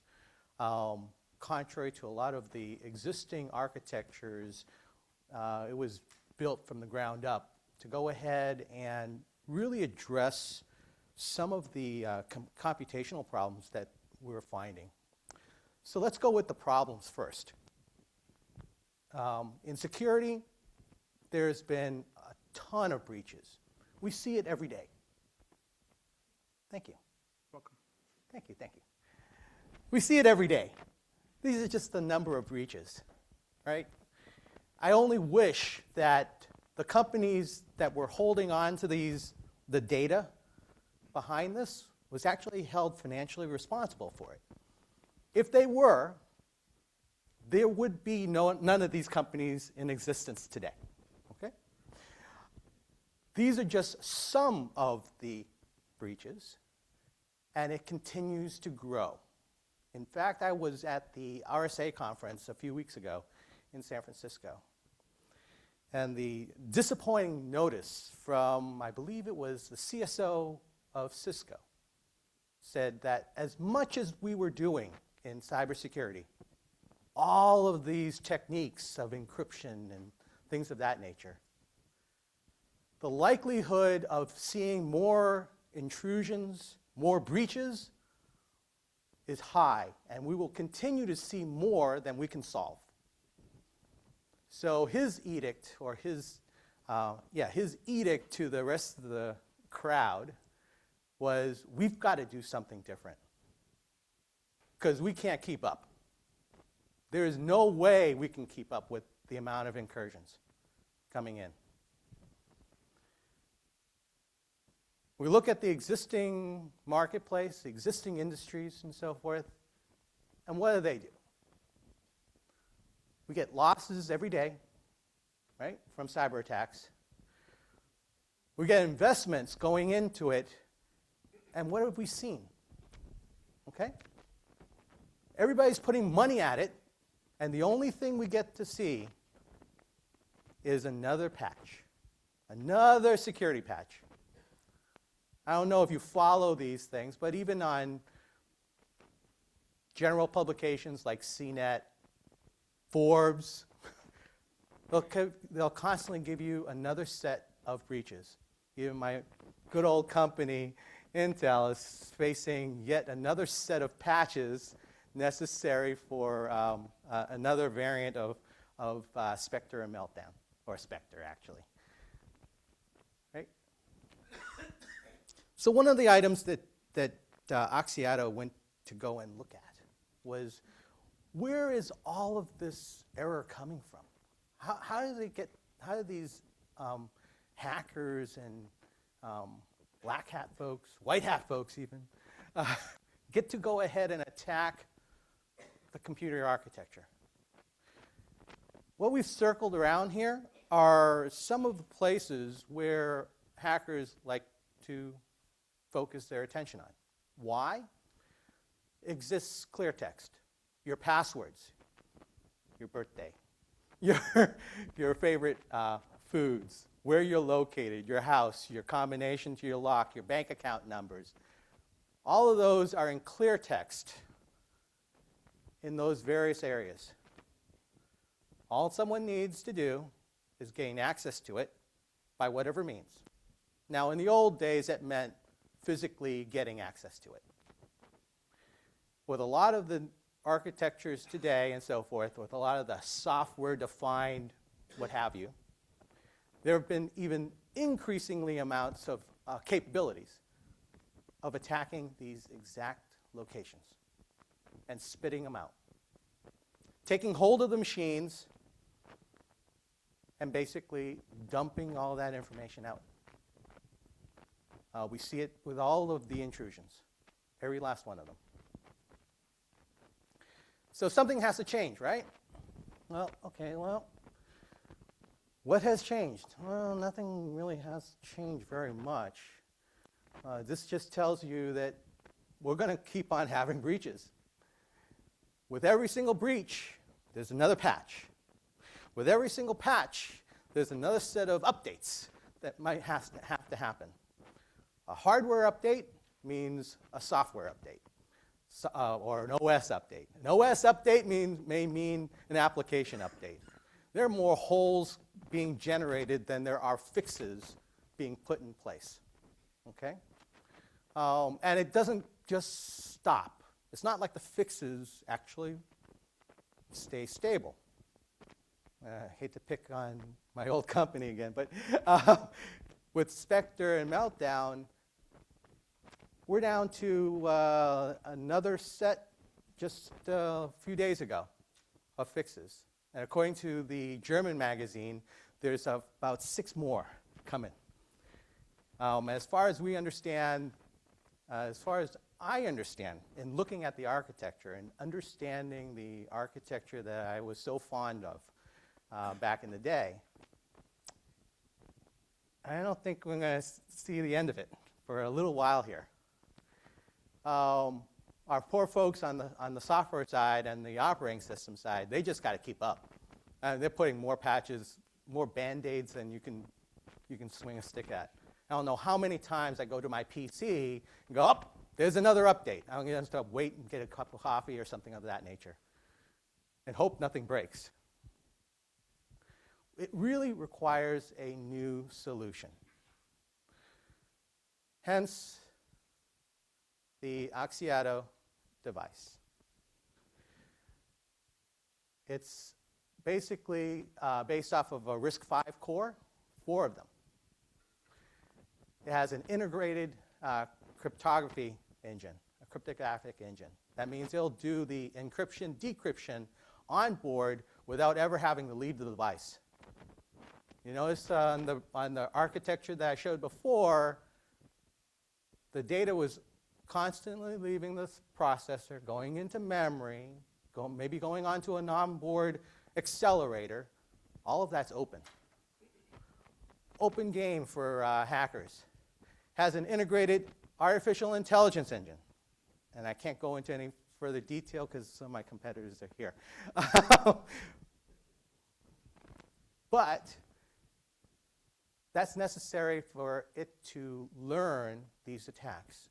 Because 0-day attacks are really 0-hour, 0-second attacks. You don't have time to go ahead and collect a week's worth of data, send it off to an AI engine, take the 6 hours, was it? Best case of training? Figure out what the hell happened and said, is this something that was a problem? By the time you do that, and actually the time duration nowadays for security is somewhere on the order of days, sometimes 30 days, okay? If you have to wait 30 days to figure out that you got attacked, by the time you get back to telling somebody you got attacked, it's too late. It's way too late. So you've got the artificial intelligence engine included. There's a secured boot. Now, folks go, oh, I've got these highly secured boots. All it is a code that says it's a valid code. It's in readable text, goes into the processor, does its normal calculations, done, right? Security breach, love it. So that's why it's important to have a really encrypted secured boot. There's secured VMs, none of this sideband issue that you're hearing now with Spectre and Meltdown. We do not allow for out-of-order processing in its native form. And anyone that tells you that out-of-order processing is indeed more performance and effective, ask them how much more circuitry it requires and how much more complexity it requires to gain that performance. From what I understand, the best that can be done is a linear scale. In other words, 10% improvement in processing power, 10% performance improvement is 10% increase in circuit. Think about the power involved. Power does not go linearly. It will go exponentially to that quantity. Automated breach heuristics. So the breach heuristics are going to be able to be transferred from these learning machines from device to device, as long as it knows it's another Axiata device. So you don't have to go ahead and retrain it at all. And whatever it learned, ships it over to the next device. It operates off of FreeBSD, so no more this, I've got to kowtow to some of the big software companies and so forth. Write Unix, you can write on this. It's also compatible with a lot of open source software. And you've heard a little bit about it earlier in terms of TensorFlow, Caffe. As far as the algorithms, the cryptography algorithms and so forth, all of those are going to be done automatically in hardware, and there will be simple API calls. So you want to do AES 256, done. It's an API call. You want to worry about the padding, key management, done. Already done in hardware. No more algorithms. And as you know, if you have to write a large piece of code on a general purpose processor, a piece of hardware running it is going to be much, much faster. So much so that you can do most of your activities online, or inline, I should say. We actually had the US military commander of offensive and defensive cyber warfare go through this.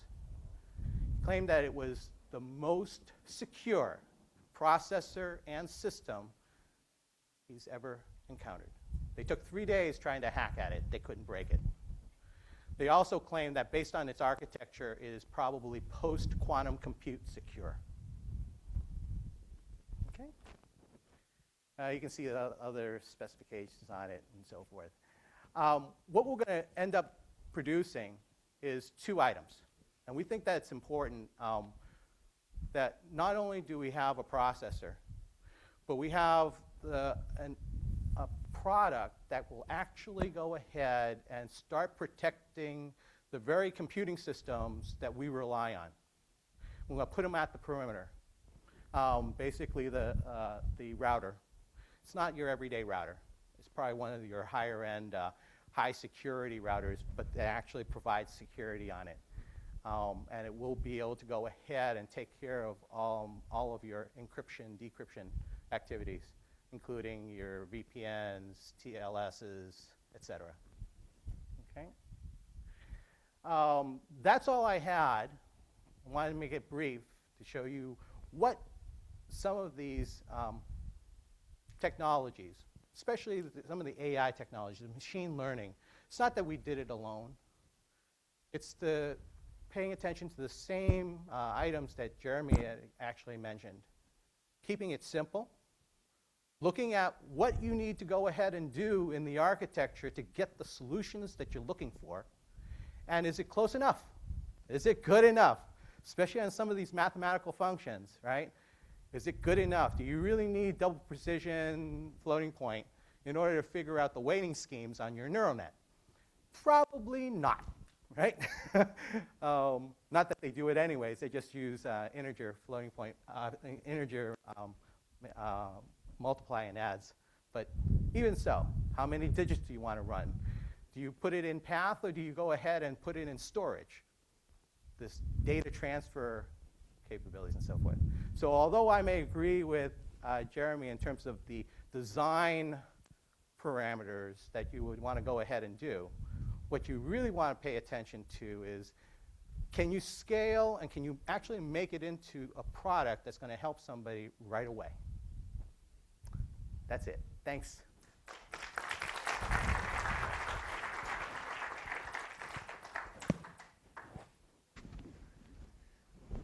You want the door closed? Everybody turn it off.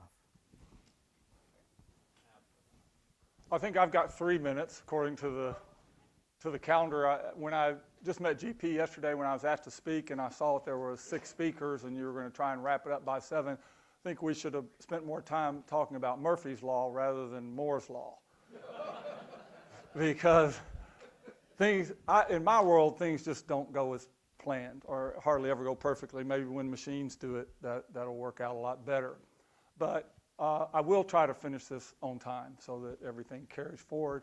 I also think that when you have all these very eloquent and smart guys speaking who are subject matter experts, to get a guy from the South to talk to you about something as boring as money may not be the greatest thing. However, I don't imagine Intel or any of them are doing this for just the good of things. They are profit-making companies. I'm not going to spend a lot of time on my background. I always get a little uncomfortable with that anyway. What I can say is that I spend my time today actively involved in the VC community as well as the fund community, and also a private consortium of investors that breaks off on its own sometimes to do things away from funds and VC, because the problem with the funds and the VC sometimes is it kind of becomes democratic, and sometimes you just want to make a move, and you generally make a move with people you know that can make the move.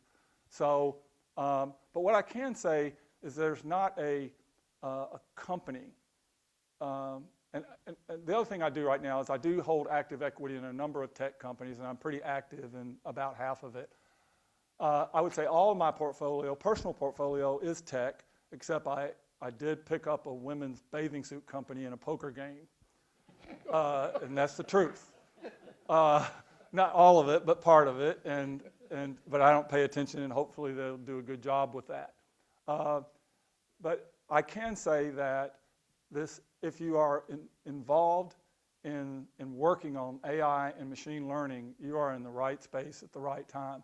Not only are the big companies, heavily investing in this, which you've seen today, but every part of I'd call the capital ecosystem, from early stage all the way through, every stage of investment there is in some way involved in investing in this space. The hard thing to figure out, I'm involved with 2 groups that do early stage things, but the hard thing is in the early stages, it really is a crapshoot.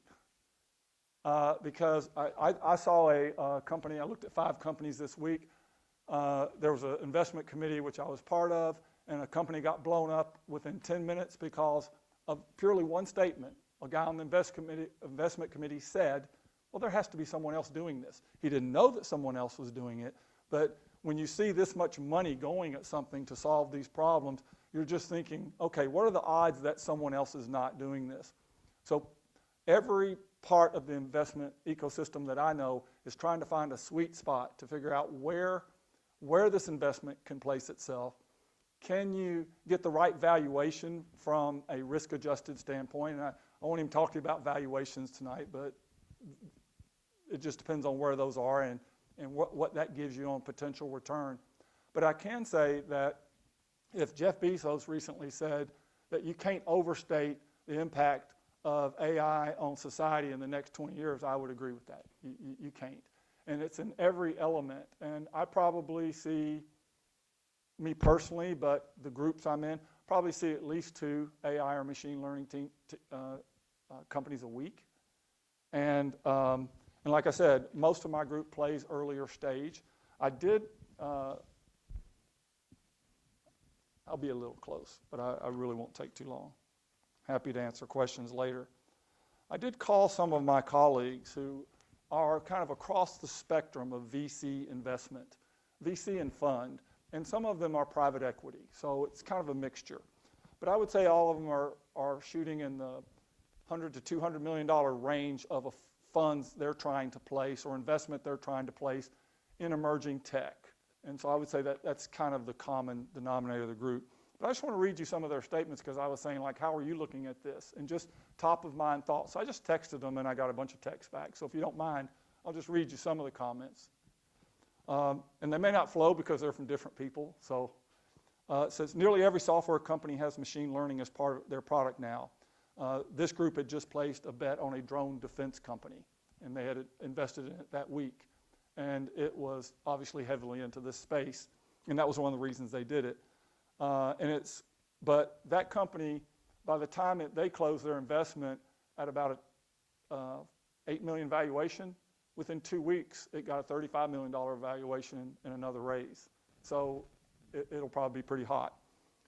It's kind of the rage for startups to claim to be somehow AI or machine learning, but a lot of it ends up not being truly based on algorithms and machine learning, or it's vaporware. Most of what actually works today is supervised machine learning, where the user trains the software up front. I will comment that I would say most of these groups' investments do go on the software side as opposed to the hardware chip side, just because of the capital cost and the time to market, which is why Intel and others can play real big, because they've got the capital and they got the time. Most compelling cases are where machine learning improves top-line performance, not just efficiency gains. So people are already moving off the efficiency gains and looking to how are you going to drive top-line revenues. Hard part has been finding general machine learning companies that can sell their tech as a utility to lots of customers as opposed to just a specialized application. Things seem highly fragmented and in narrow verticals in most of what has been seen so far, which can make the addressable market opportunity shrink. The broadest applications seem to be in cybersecurity, but a lot of what's been seen so far is not that unique, but they didn't see you. Look, those are just some sample comments from a spectrum of people involved in this space, but I thought rather than just share my own perspectives, I would share the text back that I got from them. And at the end of the day, I just wanted to say that the same principles that affect all good investment affect this space. But what I will say about this space is it's becoming really critical to figure out how you're placing your bet and why, and try to get some mindset of what other people are doing. Because just like UCI, you talked about opening another lab, and there's all these smart people working on this here. How many smart people in other rooms, in other places, are meeting right now across the world? A lot. And when you're sitting looking at investment and the risk for investment, you are going to look at what's the prospect that someone will beat you to the punch.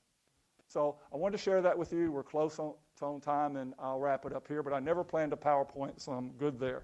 You guys have a good night.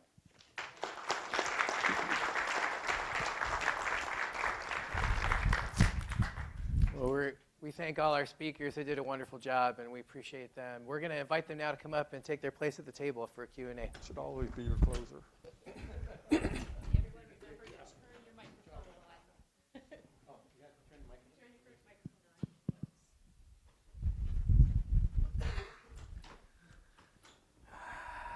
So the way, the way this is going to work is if you could just raise your hand, I will walk to you, or run as it be the case, and I'll give you the microphone to ask a question.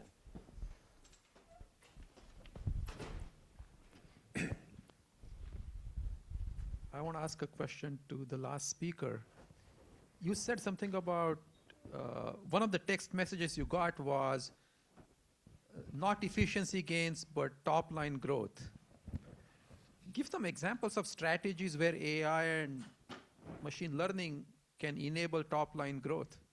Well, I'll give you an example. There's without kind of ruining someone's confidence, confidentiality piece, there's a lot that's happening in this space relative to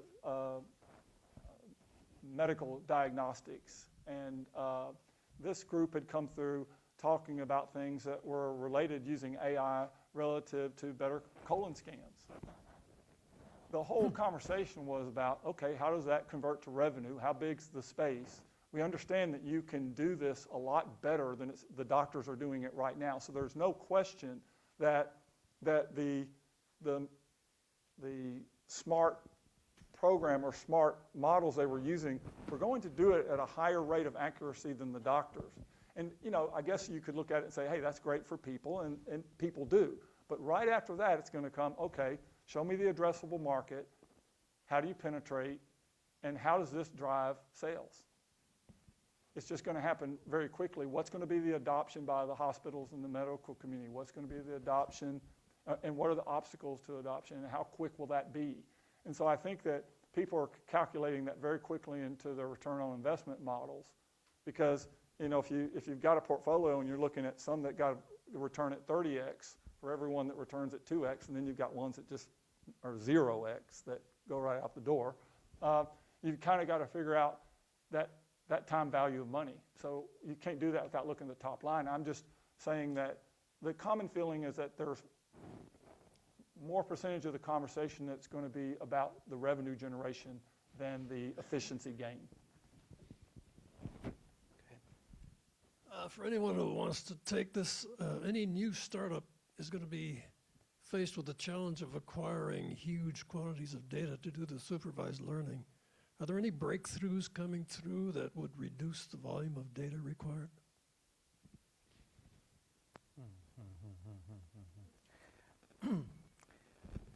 I can comment.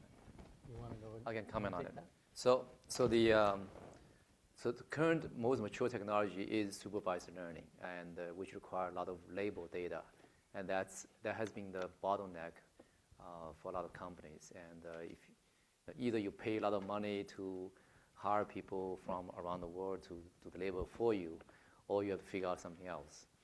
In the research community, so we've been involved in funding various different research activities in different universities, and I was also at the AI conference a few weeks ago. So people are working on this. For what I have seen so far is different approaches for doing this. One is you figure out a way to do labeling more efficiently. So instead of labeling one image at a time, you have some kind of programmable way of doing labeling. Okay, so you figure out in this document, if you have these keywords, then they're most likely to be a document of X, Y, Z, right? So there's some way of programming it so you don't have to do it one by one. So that's one way of doing this. And the other is if your application happen to be something like a game, let's say AlphaGo, right? AlphaGo, if you think about AlphaGo, originally it was a lot of data. It was a supervised learning. You use a lot of the old plays, the professionals have done. They learn from there. But the second version of it, they actually use more of you learn by yourself. So the main technology is actually reinforcement learning. So for games, things like this, you can learn by playing yourself, right? And if you do that, you don't have to rely on a lot of the old existing ways of playing games and all that. And the ultimate thing is you want to do unsupervised learning. And that's still, I would say, still researchy area.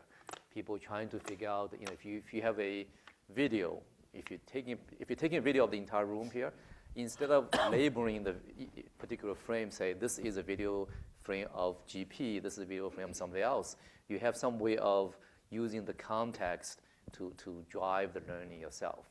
But that's still very limited to a certain scenario. It's not really as widely successful as the current approach, which is supervised. Supervised, in some sense, is not very smart. You basically, learn the patterns from a bunch of data you already got, right? So it's moving, but it's not quite there yet. I have a different take on it a little bit. First of all, one of the things is that this big data has to start coalescing further along the edges before you start feeding these AI engines to reconstruct what you already learned. Second is that if we can go ahead and actually make artificial intelligence engines a little bit more like they're supposed to be, the ability to move the learning, right, rather than retrain from device to device so that we can go ahead and not have to relearn or reconstitute that training aspects. You can proceed much faster so that you don't have to relearn or retrain like retraining a kid, right? Imagine if you can just dump it in, right? Well, that's part of the problem. Is we're not thinking big enough to go ahead and, as an entire network, try to improve the learning and reduce the learning feature, the training functions in these artificial intelligence engines. Thank you to the panel. And with the average IQ, the average IQ in the room just shot up of this panel. So the question I have is, or more or less observation, so with innovation comes disruption, and disruption displacement. So with artificial intelligence being in a position to displace a lot of people and what they do and the jobs, I'd like to get the panel's thoughts on what are the jobs, what jobs are going to be displaced and what jobs are going to be created?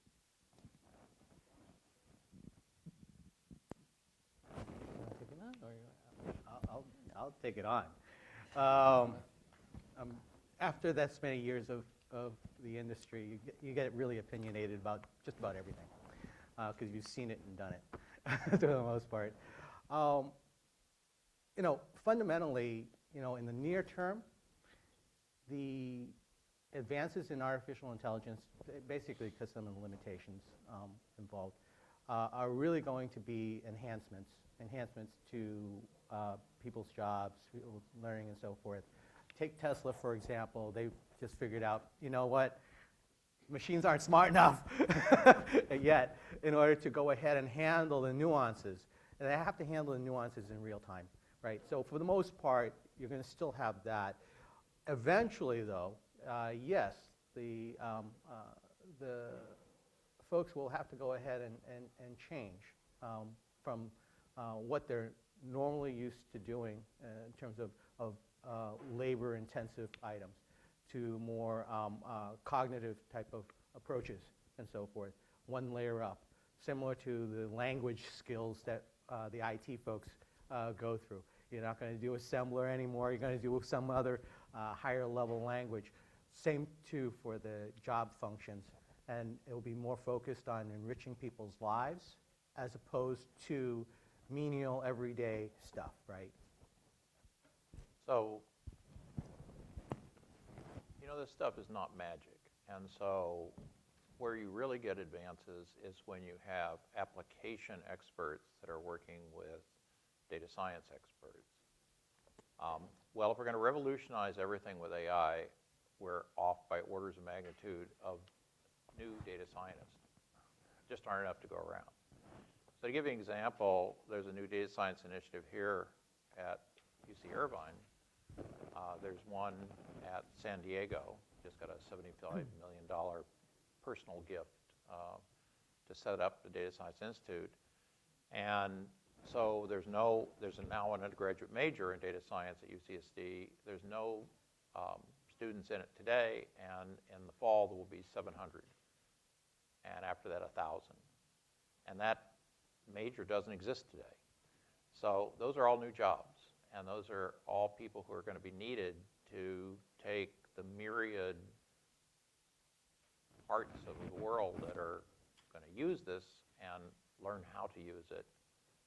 So I think that's one example where you're getting displacement essentially to a new job category fundamentally. which is, and at the same time, you'll lose a lot of the more intellectually menial jobs, essentially, that are, in fact, being taken care of very well by this.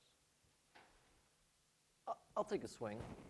So I think there's going to be a couple of challenges in terms of getting to this point where practically all of the jobs are done by machines, except for a handful of geniuses that pull the strings. I mean, a lot of the challenges in a lot of the sort of blue-collar work that you would think might be amenable to machine learning are the physical interface. So think about something like a housekeeper in a hotel. That's not rocket science.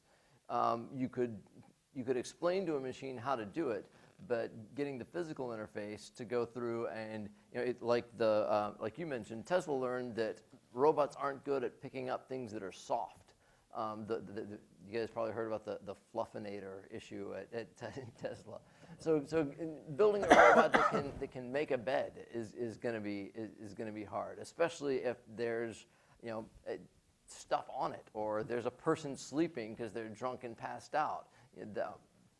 And so bricklayers have to walk over uneven surfaces, and that's taken a long time to sort out. And so there will be pressure, I think, on the kind of low to medium skill jobs, but it's going to be very gradual because it's going to take a long time for people to learn how to tackle those physical problems one at a time. So it's not like we're going to wake up one day and everybody without a PhD is out of a job. So that's helpful. Because there's a lot of people without PhDs.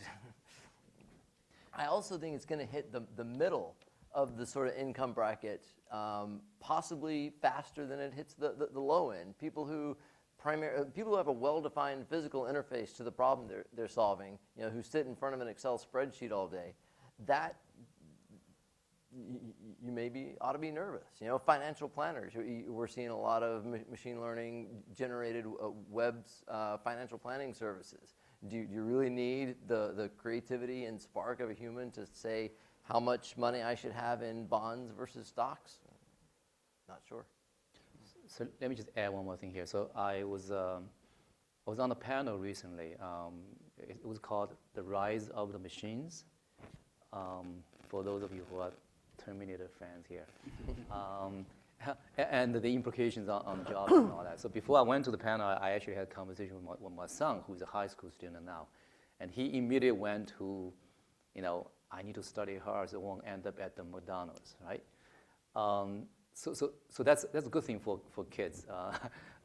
They can figure out how to navigate and become something useful. Now, so I also happened to be in a talk by a MIT economist, and I found something very interesting there. So he looked at historically how these different revolutions, human went through, the steam engine and the electricity and all these impact on jobs and all that. So he looked at what we have on AI. So U.S. government has different job categories. It turned out to be more than 900 different job categories. He looked at all these 900 different job categories, and each job category has different functions, maybe roughly 20 different functions. So let's say you are a radiologist, right? So you're a radiologist, you read these images, but you work with physicians, you talk to patients, do all the other stuff, right? So his conclusion was what's impacted will be probably across the board. It's not just the low-end people who, we tend to think about low-end people who can be easily replaced by machines. It's actually not quite true. It's across the board. I mean, if maybe some of us, some of the stuff we do can be, replaced by assistants, right? So I agree with him. I would say over time, certain parts of what we do will be replaced. Hopefully, we will adapt, and we can still find high-value things to do, and we'll keep the jobs that we have here. But certain jobs may be replaced, not the robots kind of job. Robots are still not mature enough yet. But if your jobs are so repetitive that can be easily replaced by some software system, for example, if you are call center. Right now, the call center is not very good, right? If you call them, I really want to press the key to say bypass, give me the representative, right? But if the call center can become fully automated, then you don't need these people to man the phones anymore, right? But it's hard. I imagine someday, we can have a robot to do, to do the housework for me, but that's still ways out. It's not quite there yet. Let's take a question from over here. Jeremy mentioned that analog computing is not dead. Do some of the techniques you mentioned or are working on apply to analog to digital conversions? Because that's a huge area with millimetric waves and the need to digitize at high frequencies.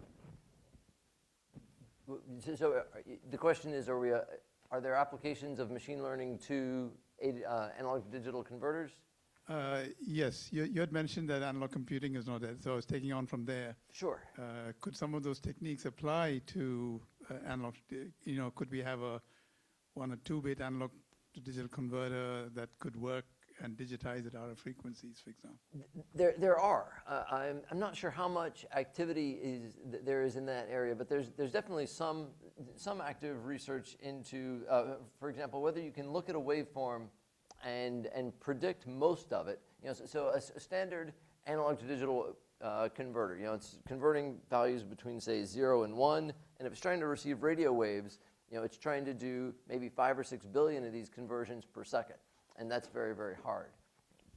But if you can look at the last 100 or 1,000 samples and say, it's probably not anywhere between 0 and 1. It's probably between 0.9 and 0.92, and I just have to figure out where in that smaller range. Then you can relax the specifications on the converter and turn a hard problem into a somewhat easier problem. So there are those kinds of applications. And also there's an area called compressive sensing, which is, it's not precisely machine learning, but it is kind of another area where you're trying to apply some insight and intelligence about the nature of the signals, where it basically says that we're not going to see arbitrary signals that just jump randomly from here to there. If you're looking at, for example, an EKG signal, it has a pretty typical shape, and when it deviates off of that, it does it in a handful of ways. So, if you have 100 samples in 10 milliseconds at 8 bits, you don't really have 800 bits worth of information there. So yes.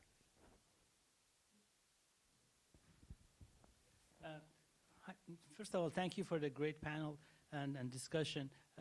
Henry, this is kind of for you for security. I'm in the semiconductor business, and a lot of times when I talk to companies, everybody is concerned about security, but nobody wants to pay for it.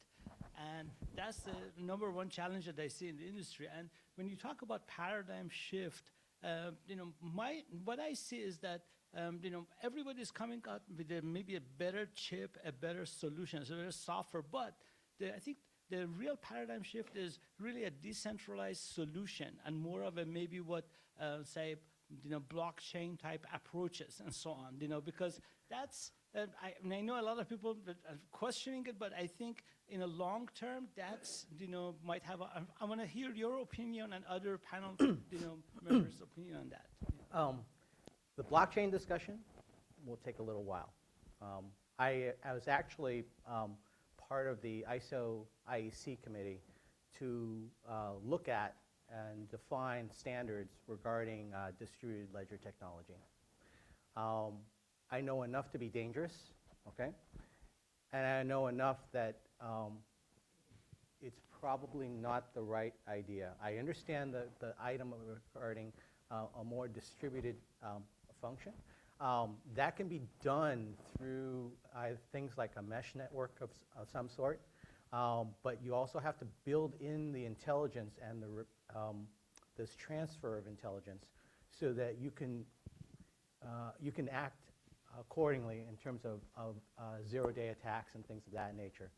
The amount of intelligence that's required today gets centralized, and you can ask all the big software companies and the big security companies. They have to go ahead and do the analysis and the analytics offline. We're very far away from the, hopefully we'll get closer, but we're still very far away from the automated forensics that I had really wanted to see. Automated computer forensics, similar to, if you're familiar with the Star Trek series, how the Borg can reprogram its defenses after 1 or 2 shots. That's what we need. That is the ideal. I always tell the kids that come to work for me, especially when I was even at Intel, is that you use these movies as an inspiration so they can get the idea. What is it that you really want to get to? And when I mentioned the Borg example, they instantly get it. It's like, yes, we got to get there, right? Similarly, that's what we will probably need. I can talk to you offline regarding blockchain. It is not the nirvana that people talk about. Also, be careful about the energy consumption associated with it. It's roughly 2 orders of magnitude greater than traditional methods of securing transmissions. And securing transmissions today are pretty robust already, whether it's TLS or VPN or something of that nature. And it can be improved for sure, but it doesn't cost 2 orders of magnitude more. Yeah, I would like to ask the panel to make a prediction. Now, as you know, artificial intelligence has taken a few cycles, right, in terms of what it promised and what it can actually deliver. It's pretty hot right now. So I wonder what you will predict the AI applications that will make an actual impact, okay, on people's life, a field, a profession, jobs, in a relatively short term, so that it's not just another hot balloon popped up in 5 years. So I think the fundamental thing was mentioned earlier, that what changed everything, Charles, I think, was saying, is the connecting everything with the internet. This allowed there to be vast amounts of data that is what you needed. When Don Norman founded the Department of Cognitive Science in the 70s at UCSD, that's where some of the earliest neural network was developed. That was 40 years ago, okay? Yeah, and there were some major national conferences that led to that, and a lot of the leaders in the field actually came from that. So you've had 4 decades for this stuff to take off, and it was really just with this massive amount of data that it was possible. Now, I can tell you as someone who allowed his Tesla X to drive him up here from San Diego to Irvine the entire way, on the freeway anyway, that the reason that, Teslas are an example of how it is changing things for real people's lives, because they are an example of the hive mind.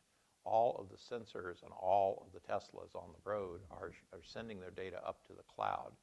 And it's not just that they're doing it when you're in self-driving mode. When you're not in self-driving mode, they're also taking that and then using predictive analytics in the cloud to figure out what a car would have done if it were in self-driving mode, and what did the human do, and what's the difference. And it shares those between all of the endpoints coming back to the cloud. So it's a continuously learning hive mind.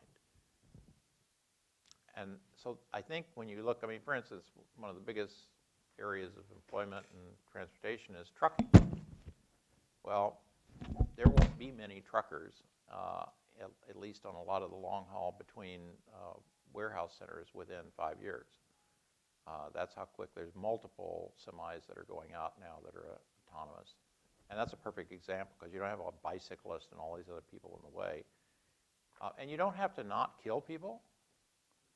You just have to kill less than 30,000 a year.